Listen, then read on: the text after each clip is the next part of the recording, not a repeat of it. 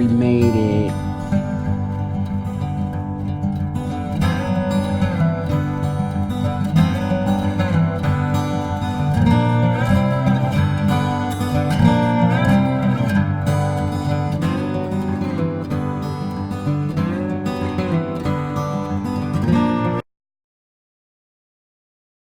Hi, welcome to the Outdoor Laboratory Podcast.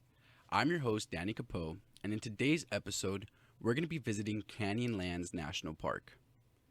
In history, many groups and cultures have moved in and out of this area looking for resources. This place was made into a national park on September 12, 1964, by President Lyndon B. Johnson. The present size of the park is 337,598,000 acres. The man responsible for pushing for the establishment of Canyonlands as a national park was Bates Wilson. Bates Wilson was the superintendent for Arches National Monument and advocated for the establishment of Canyonlands because of its immense beauty. This national park is beautiful, with countless canyons and buttes as far as the eye can see. I visited the Island in the Sky section of this national park.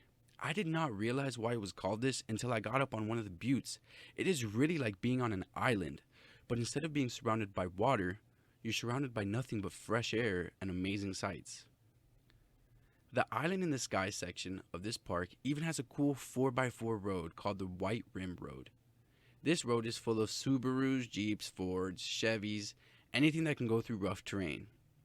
It is a beautiful road that winds all throughout this landscape and ultimately exits into the highway.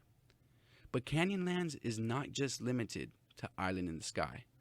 There's also the Needle section and the Maze. The Needles is more of a backcountry experience, while the Maze requires you to be completely self-reliant on your visit. The Maze is also under the administration of the Glen Canyon Natural Recreation Area. The drive to get to Islands of the Sky from Moab is about a 40-minute drive.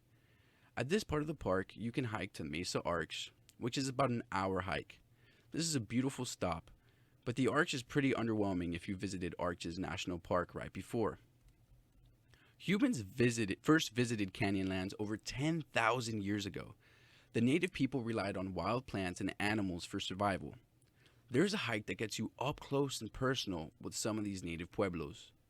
The Aztec Butte Trail has grain storage rooms and small living rooms, all on the side of a steep cliff. Changing weather made growing crops difficult, and at around 1300 Common Era, these natives migrated south.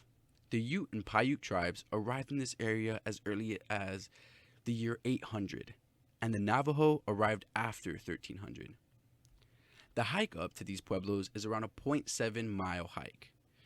There is at the end a straight 200-foot climb to the top that some people might find challenging and a bit dangerous. There were parts where I had to be on my hands and butt so that I would not slide down the butte.